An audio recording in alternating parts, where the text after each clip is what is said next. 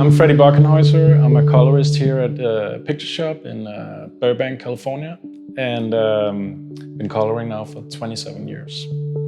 When I'm brought onto a project, like my first question is normally, can I get some references?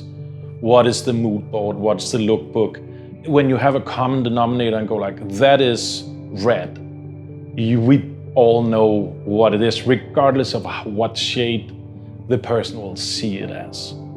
It's not uncommon for the production to be like, hey, we're shooting we're shooting this kind of sequence. Can you send us some updated looks on that? What about this? Let's try this, and keep updating the looks all the time. And because things change. And as a colorist, I'm using all my tools and technical knowledge, but I'm also using my taste. I'll always try to do, obviously, what I think is really cool, but if there's something you don't like, you gotta speak up. And it's okay, because we see things differently. So if you go like, I think that blue is like too cyan or too cobalt, you need to say something and honor that. Grading a film or grading any projects it's very much like playing music. I moved to the States to become a touring musician, which I did, and toured the world several times over. The process is not unlike finding the right groove with a band. You have common references. You have like, hey, that scene in this film, remember what we did here. Let's make it more like this. So, and immediately I would know like, oh yeah, I know exactly what you mean, blah, blah, blah. And we would be easier like arriving at the goal. So I recently finished this feature film, Next Exit, that Marley Elfman directed. Won Best Cinematography at Tribeca this year. And it's a super cool road trip, ghost story, love story. The look of Next Exit is like super filmic, yet really like real.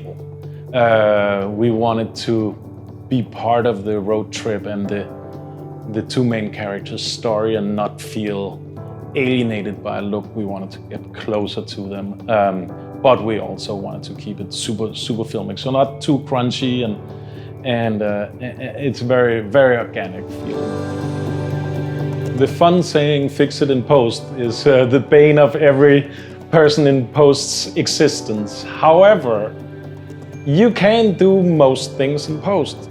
It's just time consuming, and I feel like a lot of times you are actually stealing time from your own project by saying fix it in post.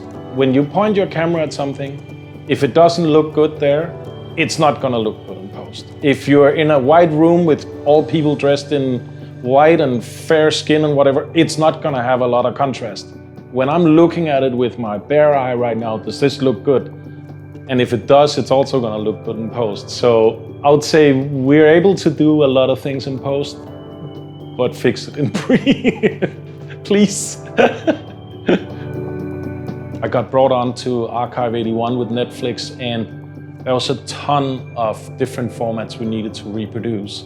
And having the knowledge and having actually worked with Hi8, there's a lot of Hi8 in the story, I knew exactly what to do and what to look for.